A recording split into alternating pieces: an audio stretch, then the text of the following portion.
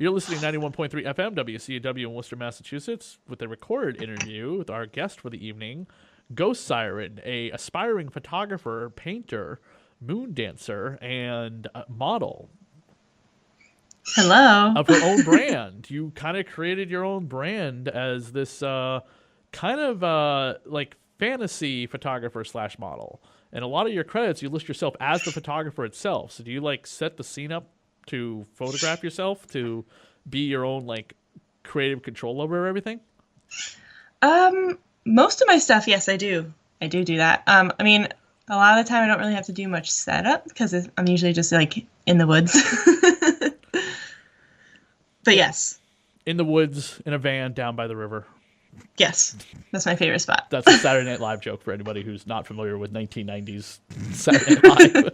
Where did this all come about? Where did this all like kind of get started? This the branding of yourself. Very interesting look at yourself if you go over to your blog spot on ghostsiren.blogspot.com. You can find out more information about like your interest in style. Yeah, I'm kind of all over the place. I like to dabble a lot. I've always dabbled. And with as far as like photos and photography, when I was younger, like in high school, my sister and I used to just like steal my mom's camera and just take pictures of each other. Just we get all dressed up and stuff. And then at the time I was already on DeviantArt, but I would post like doodles. Well, but yeah, we used to just take pictures a lot. And then I used to just post doodles. I learned, I don't remember how I came across stock photography and like stock modeling, but I did. I was like, oh, playing dress up, pretending to be characters, and then people make really cool art with it. Sounds cool. So I kind of started there, and I was literally, I think my old DeviantArt tag was like Juki. I don't even know what Juki is. Isn't that something we do in the bathroom? It sounds like it has to be. I don't know what it looks like. If anyone's experienced a Juki, I'd love to know what that looks like. We don't need to discuss it much further. Go on. Yeah, so I guess I started doing that for a while, and then I invested in like a real camera, probably in 2010. And that's when I started playing more like in the woods with like different concepts. I invested in like a little tiny remote that would let me take pictures. I was just playing with the smoke bomb, and this one picture just came out, and I don't know why I decided to like use my gamer tag to describe this photo as Ghost Siren. Yeah, Ghost Siren was my gamer tag. Usually Siren things were as I got older. And yeah, I just started going with Ghost Siren and just started expanding everything I would create. Photography definitely became like the main focus of my art at that time. One of the more striking pictures is like on if you're on Model Mayhem or on your DeviantArt, that stands out is this like ghostly white kind of filtered slightly tint gray bluish thing to a you're wearing a blue corset with the contact lenses. Everything's like kind of misty. Oh, yeah. The photographer being of Greg Cult. Yes. Those images are the most striking of them all, even more so than anything you're doing like belly dancing. Yeah, he's really interesting. He likes to use infrared cameras to get that effect, because I wish my eyes were naturally that color. They would be terrifying if they were. Oh, that would be so cool. I don't know if you could actually see. Yeah, it takes infrared, so it like makes all these things that are normally, if you see one kind of raw, like, or if you look even up close, you'll see like my veins, my eyes go pale. I love the effect of infrared. It's super cool. A lot of your art seems to be like a mixture of the fantasy and the like a gothic like kind of fantasy. Like you have some where you've got like horns coming out of your head, or you're just hanging out in the graveyard. One is extremely just kind of like badass biker babe with the leather hot pants and bra. Yeah. I've always been kind of like a goth alternative chick that started like when I was 12. So I've always been inspired by kind of like the alternative scene. And as I got a little older, I always loved like I've always loved mythical creatures, actually, not even as I got older. Like, I've always liked anything mystical. And yeah, as I got older, I guess I learned about more creatures, different demons, different stories. You know, I love Tolkien elves, so if I can ever try and look like a Tolkien elf, my life is complete. And usually if I have horns on, I feel pretty whole as a human. Or I guess I shouldn't say as a human, but as an artist. You can have them surgically implanted. People have done that before. I know. I don't know if I'd go that far. I like to be able to, like, have a job outside of this for now. How judgmental Maybe of them. One day. I mean, I thought most vegans have horns coming out of their head, right? Aren't they of some creature of some kind? Something like that.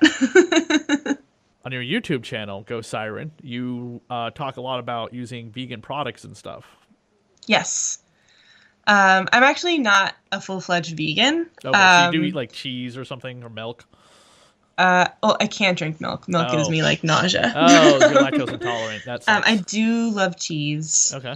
And I do eat fish still. And I don't know if I could ever give up honey. I love honey, and vegans don't eat honey. Really? That's, I mean, I guess, but honey comes from like a flower, it's not. It's the bees. The bee part is apparently. Oh, wow. Makes it, yeah. I know some vegans that put honey in their tea, and I never thought about it in like a way of like, because again, I think of honey more from a flower than a breeding, but I guess it needs a bee in order to produce it.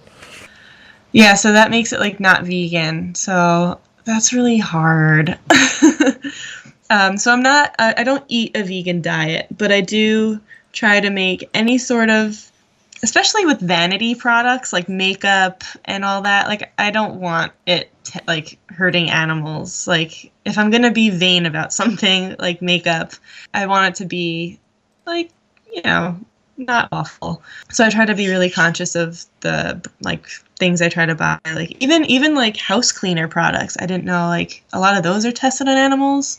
So I try to really look into the products I'm buying. With being into the obscure, bizarre, morose, and morbid, as you put it on your blog, do you have any like heroes or inspiration that you pulled from? Particular model or artist or band of any kind that you were like, this inspires me to be who I am. This inspires me to do what I do. Many. When it came to just wanting to be like a model, like a goth model, I've always admired Wednesday Morning. She's just been like in the goth scene like forever. I mean, I guess not so much. I mean, she's still in the goth scene, but not as much as like a model lately. But when I was like in high school, she was like my queen. She's just so cool. Who is she? Because I'm not familiar with her. She's a gothic model. She also sells like antique books. I'm like drawing a blank on the name of her store, but she was also on. If you ever watch like the Oddities TV show, there was like the sister or brother series called Love to Death. And there's a store in San Francisco that she would be featured on. And I guess she would also work there and sell there and talk about different antiques that they would get. She's just really cool. Like I fangirl over her all the time. I definitely recommend like looking her up. She's OG goth for sure. Did you ever thought about like putting together like a compilation book or a calendar of some kind if this is a career that you want to pursue? I actually have books. I'm just really bad at like advertising it. I actually have two compilation books. I have books too, and I'm pretty bad at advertising them as well. Yeah, I just feel weird. I'm like, by my face. Like even with my prints, I'm like so awkward about it. I'm like, I have these things if you want to look at them. I don't know. But actually I can see you at a table right now at some convention, be like, "Here's my prints. Just buy them if you want to." I don't. What? No, nothing. Oh, what? Okay. Don't look at me. You're like your handler, your best friend, your cousin, your sister, your boyfriend's with you, and it's like, did you get the money from him? No, I just no. Yeah, I'm really bad at doing what I do, but I try. I do my best, and I actually do have two books. One is a so cheesy. It's called Ghost Siren Through the Ages, but it's pretty much like just a couple photos from like right before I really became Ghost Siren and what that looked like, and then like the quote unquote coming or birth of like Ghost Siren, like when I realized like, oh, like I really want to make this a thing and really want to take this to the next level, up until 2017, because I made that long ago and I haven't said anything about it.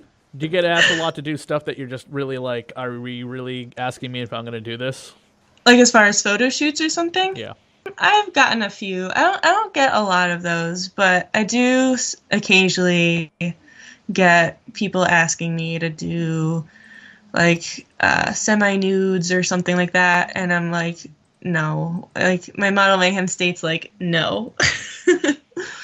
But it's pretty rare. What if it was something you controlled? Like you were like, I'm going to do this, and it's going to be under, like, well, no one else is going to be around, and then, or it's going to be like the 3 people that are going to help me that I trust or whatever, and it's going to be my own controlled atmosphere, if you want to call it that. Yeah, and I like that. Like I don't know if it'll really get me like anywhere, but I guess that's not really my goal. Like I'm just kind of happy making art, and especially if it's in like a nice safe environment around people who I trust, around people who also inspire me. Like I work with Kat Truskowski a lot. Are you confined to where you live, or are you going someplace else, trying to go other places? I would love to start traveling to work with people. I'm actually talking to one photographer who's in Delaware, and we're hoping to work together in April. So that might require my first travel gig, because I haven't really traveled too far for things, unless it's belly dance. I've traveled pretty far for. You should travel up to Salem, Massachusetts. I would love that. I mean, I've been there, just not for like work, I guess. Or for any collaborations, but I do love Massachusetts. You need to find somebody up in Massachusetts to do that with, and I do. And then, yes, and then give us a call when you're up here in Massachusetts. Totally. Salem, yeah. We'll be like, yeah, we'll be your handler up here. I know a few photographers, both male and female, that would probably love to work with you in some capacity up here. But yeah, great. Definitely, that would be rather interesting. Or if you decided, like, hook up with some band or whatever for some type of music video where you're belly dancing as well. That'd be awesome. I would love that. Is it really hard to do that, belly dancing? It's definitely not easy, but I don't think any dance is easy. But you gotta work on making sure your stomach is like flat all the time, right? No, I mean, I think that's why I was so attracted to belly dance, is because it welcomes all sorts of different body shapes. Mm-hmm. You can be really skinny, you can be more curvy, and it works. Like belly dance is just made for anyone. And I think that's what makes it so welcoming. Whereas, like, not to bash ballet or anything, but it is a much more disciplined sort of type of dance where, like, you really rarely see like curvy ballerinas, where belly dance almost encourages that. So yeah, it doesn't need to be flat, but the muscle tone that comes with it is painful, and it was very hard at first. So yeah, maybe saying it needs to be flat was maybe a little incorrect, but you definitely have to have like the muscle tone in order to continue doing it, because like, the way you see people move, like like Shakira or something or whatever, they're like bouncing their belly back and forth, and it looks like it could be painful. Yeah, it requires a lot of muscle. I didn't think so at the beginning. Like I remember when I first started, I was like, oh, I can do that. And then I like... the one the videos looked like it was a commercial for perfume. Is the Edge of Hawk Hill? Yeah, that was a collaboration that kind of came out of the blue. I don't even remember how long ago that was. Maybe 2 years ago? I think it was like 2 years ago. Mm-hmm. Just to do like some photos, or just like, supporting, like helping the perfume brand, the Edge of Hawk Hill, get some like publicity or social media eyes. She sent me this beautiful scent that's like very spicy, called Modern Witch. And I was like, ooh, I kind of want to make a video. I don't know. I just had like this, it came in the mail, and I just got this idea, like, oh, how cool it'd be to like find this like witchy perfume bottle in the woods. So it took a bit. It took me a long time to actually like film it, but that was a really fun endeavor. Where are some of your is there any particular like businesses that you work with for a lot of your costume designs and changes? No, I used to work a lot with Phantom Lovely, but they're not a brand anymore. A lot of the brands I worked with a lot are no longer brands. That sounds like a curse working with you. I know, right? It sounds terrible. But But I swear it's not that bad working with me. So she says. Yeah. But yeah, I worked a lot with Phantom Lovely, Ghost Love Jewelry. Those were probably the two biggest ones I worked with. And then there's Dendera Light that I worked with. And they're still in business. Hey. So someone survived. Just had one more at the tip of my tongue. I forgot. But currently, no one really. I'm not really working with any brands. I'm mostly I go to thrift stores and I find stuff and I throw it together. It's the best way to do it. Yeah, it's cheaper, that's for sure. Because there are some really beautiful costumes out there, but there's also some really pretty stuff at thrift stores. So I usually just get pretty lucky and make do with what I have. Where can people go to find you on Facebook? It's Ghost Siren, correct? Yes, Ghost Siren. Are you on Twitter as well? Well, thank you so much for coming on the show and talk a little bit about your brand and artwork. Thank you so much for having me. This is very fun. Please let me know if you're ever up here in Massachusetts in the Salem area. Yeah, I will. That would be wonderful. Yeah, there's a lot of great great stuff up here that you could do with a, either be like a belly dancing gig or as a, with like modeling and photography. Yeah, totally. Sounds like a lot of opportunity.